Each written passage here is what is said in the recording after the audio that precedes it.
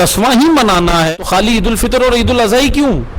10واں ہی منانا ہے تو عید غدیر والے دن حضرت مسلم کا یا امام باقر کا بھی 10واں منائیں، اگر 10واں منانا ہے۔ امام باقر کی شہادت ہوئی نا 7 ذی الحج کو، پھر آپ 18 ذی الحج کو 10واں امام باقر کا مناؤ۔ اگر 10واں ہی منانا ہے تو 8 ربیع الاول کیوں 9 ربیع الاول کیوں عید زہرا منا رہے ہو؟ اس دن امام حسن مجتبی اور رسول اللہ کا 10واں بھی مناؤ۔ 10واں منانا ہے۔ اگر 10واں منانا ہے تو 25 رجب امام موسیٰ کاظم کی شہادت، 4 شعبان 10واں بنتا ہے، کیوں نہیں بنا رہے؟ کیوں حضرت عباس کا جشن کر رہے ہو؟ 10واں مناؤ، کیونکہ یہ وہ لوگ ہیں ان کے کوئی عقائد نہیں ہیں، یہ فتنہ گر ہیں، فتنے پیدا کرنے کے لیے تشیع میں ڈالے گئے۔ عید پر 10واں، کبھی عید الاضحیٰ پہ حضرت مسلم کا غم، عید کا فلسفہ ہی نہیں سمجھے۔ اب وہ سادہ لوگ، میں ان سے مخاطب ہوں کہ عوام ان کے بے شعوری میں نہ آ جائے۔ یہ مقدس گوشالہ لائے ہیں۔ موسیٰ علیہ السلام کے جب پردہ غیب میں گئے، یا اللہ تعالیٰ نے ان کو کوہ طور پر بلایا موسیٰ علیہ السلام کو، تو اس وقت نبی خدا حضرت ہارون کو امت چھوڑ کر کہاں گئی؟ سامری کے گوسالے کے پیچھے، کیونکہ وہ مقدس گوشالہ بنا کے لایا تھا اور کہہ رہا تھا یہ خدا ہے۔ مقدس چیزیں لاتا ہے، ہر دور میں سامری مقدسات لے کر آتا ہے امت کو گمراہ کرنے، بے شعوروں کو گمراہ کرنے۔ آج کا سامری آیا ہے تشیع کے اندر یہ مقدس چیز لے کر کے عید پر اب یہ خرافات ڈالتے ہیں، بدعتیں ڈالتے ہیں، اور سادے لوگ کیا جواب دیتے ہیں جب ان کو بولو کہ بھائی یہ 10واں کیوں کر رہے ہیں، عید پر ماتم کر رہے ہیں، عید پر عزاداری کر رہے ہیں، تو کیا کہتے ہیں؟ کرنے دو، مولا کی عزاداری ہے، کوئی غلط کام نہیں ہے۔ اس کو کیا کہتے ہیں؟ آپ کیا کہیں گے؟ بدعت حسنہ؟ کہ اچھی بدعت ہے تو ڈالنے دو۔ اسلام میں بدعت حسنہ بھی ڈالنا جائز نہیں ہے۔ یہ سادہ لوگ ہیں، یہ آ کر گمراہ کرتے ہیں کہ جی یہ ہم تو ماتم ہی تو کر رہے ہیں، ہم کسی کو کیا کہہ رہے ہیں؟ نہ، عید کے دن ائمہ نے جو کیا وہ کرو۔ تم یہ کون سا دین لے آئے کہ عید کے دن جو ہے ماتم شروع کر دیا، عید کے دن عزا شروع کر دی، اور جو اس کے خلاف بولے وہ عزا کا دشمن ہو گیا۔ اور جو تمہیں ان ساری بدعتوں کو روکنے کے لیے جو اقدامات کرے وہ عزا کا دشمن ہے، وہ عزاداری کا دشمن ہے۔ اس طرح یہ پروپیگنڈا کرتے ہیں، اس طرح یہ سنت معاویہ پہ چل رہے ہیں، چونکہ پروپیگنڈا کرنا معاویہ کی سنت ہے، علی کی سنت نہیں ہے۔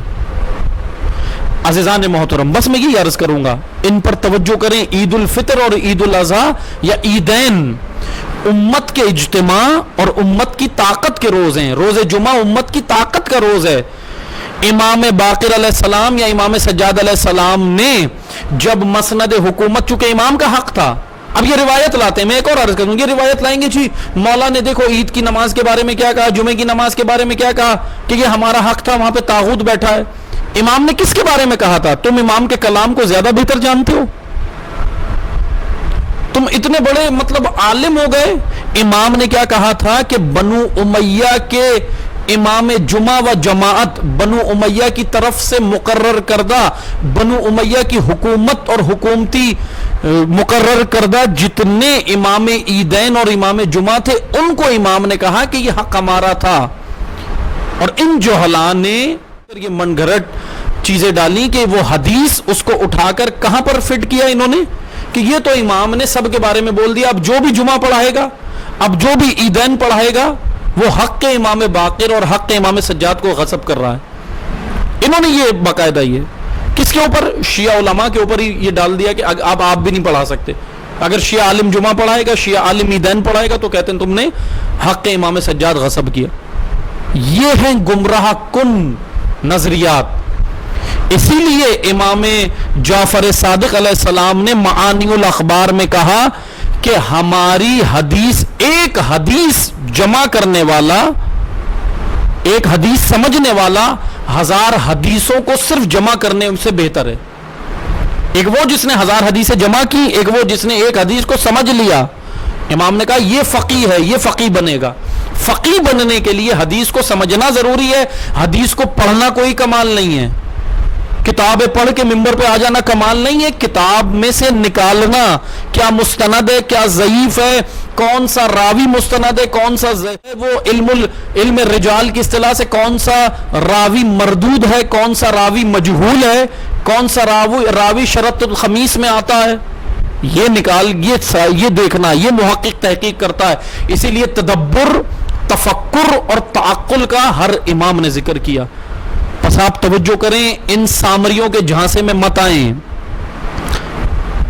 عید الفطر کی اہمیت ہے، اپنی عید الفطر منائیں، عید الاضحیٰ منائیں جس طرح ائمہ نے منائی، ہمارے امام نے منائی۔